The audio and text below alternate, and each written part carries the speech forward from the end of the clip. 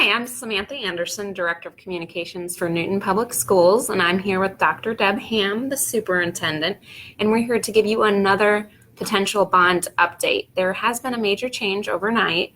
So the way that the bonds work, there's only a certain amount of money available for schools to use, and we were waiting to see how other districts did in their elections last night before we knew if there would even be enough money available.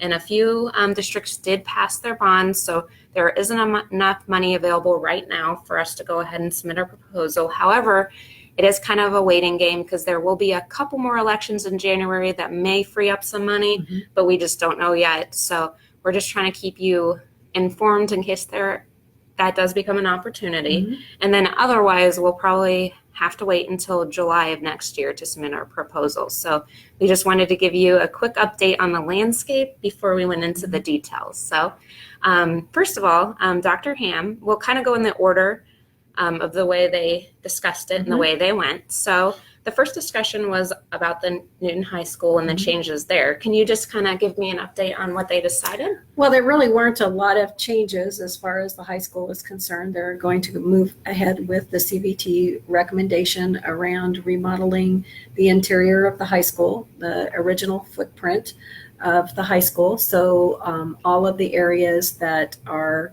1973 will get renovated and remodeled. Then they also did go ahead and accept the recommendation for a new science wing.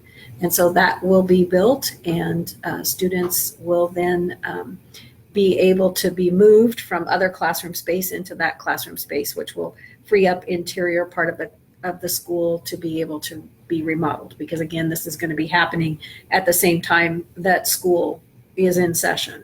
So it is important to have a space where we can place students. Then the other one was at the gym. The gym addition will provide a regulation-sized gym. We only have one. Most schools our size have two. Our regulation size gym is used a lot every day. So sometimes there are scheduling conflicts and inability for teachers to be able to use that space for physical education in a way that is best for students. So really looking at providing some additional classroom space for our physical education teachers and students. We have more students now that participate in physical education probably than we have had when the school was built. And of course, more sports going on because we have, again, a change with Title IX that came in after that. So a lot of things have impacted how we have used our space in the past and what our needs are today. It will also be the tornado shelter for the school. Currently, there is not a tornado shelter, and we will be looking at building that as the tornado shelter, and it will be up to current FEMA codes. So we're excited to be able to provide that safety space for our students because they don't currently have it. So. And it's a pretty efficient way to build a tornado shelter, is that right? Yes, because it's just building a box. You're just building a great big box. It's not like a classroom where you have a lot of other things that you have to put into it. Maybe you have different windows, and you have to make sure that you have shutters for the windows and more doors and all of those kinds of things. So it cuts down on some costs associated with building a storm shelter. The second point of discussion was the overcrowding at Santa Fe. Middle school overcrowding was a big priority that the CVT identified, and very closely they decided not to spend money building at Santa Fe. It was just 2% off of the total we needed. So the board, with their knowledge and their kind of future facing, perspective, they decided that they would make this new elementary school south of town at K through 6. But then the question came up, what if the second question of the bond doesn't pass? We need something, to relieve that overcrowding. So they kind of put a plan B in place in the first question. Can you just explain what that was and how that'll work? Well, roughly the estimate to build new space at Santa Fe for 4 classrooms would be $1.6 million. So what they did was they took the $1.6 million off of the second question and included it in the first question, which includes building an addition for Santa Fe. Right now, it looks like that will appear somewhere in the green space that is currently the empty space between Lindley Hall and the main building. And so if the second question passes, which is the new school, then the $1.6 million would just be put towards the new school. So the same space would be built in the new school that was being set aside, if you will, for Santa Fe. Okay. And then from there, they kind of finished up the discussion of the new school, and they decided how many classes per grade levels, or we call it sections, there will be. So can you just tell me what they decided? Yes, they did decide to move forward with a 3-section K-6 building. So students from kindergarten through 6th grade would attend there. That alleviates the overcrowding issue at Santa Fe and actually provides for some additional classroom space, so some room for growth. It also expands on our current 2-section school at Walton and would provide 3 sections there in the area of town that is seeing the most development at this point.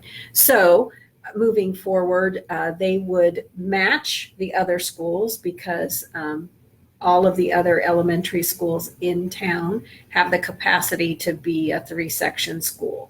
They would remain 3 sections of K-4, and this would be the only school then that at this time it would be a K-6 building. Okay.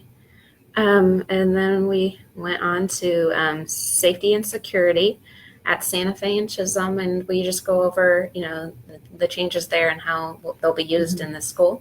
Well, and basically safety and security in all the schools will follow a similar pattern in that we looked at storm shelter safety and security cameras and controlled access to the building so that people have to be admitted to the school. They can't just walk in to the front office. So all of the schools would have the same thing. So that would be true at Santa Fe and at Chisholm.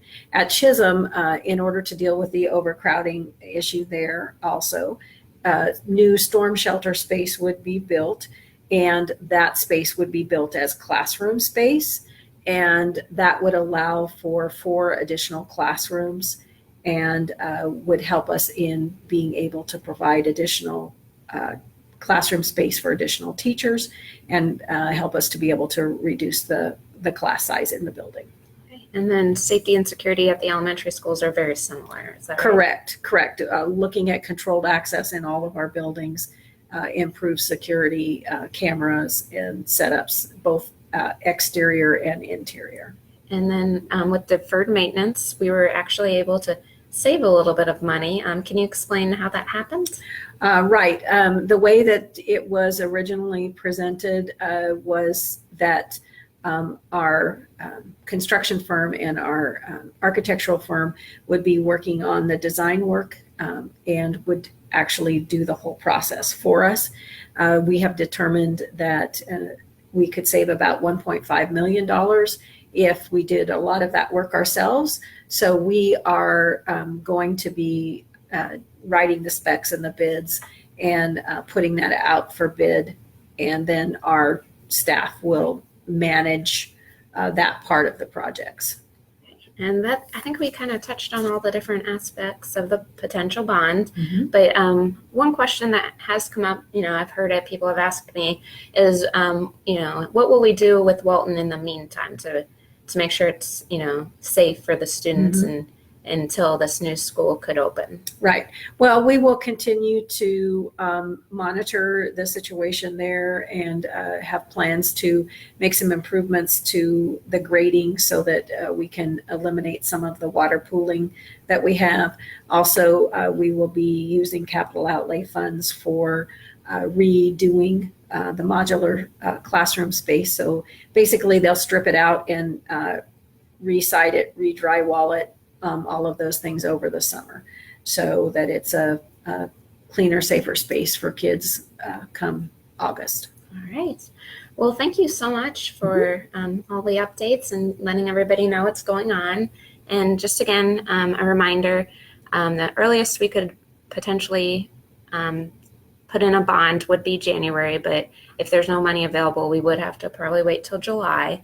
And as always, if you have any questions, feel free to leave them in the comment section and we'll get to them as soon as possible. We do have another Board of Education meeting on Monday at 7 o'clock here at McKinley, so we'd love to see you there. Until then, I hope you have a great day.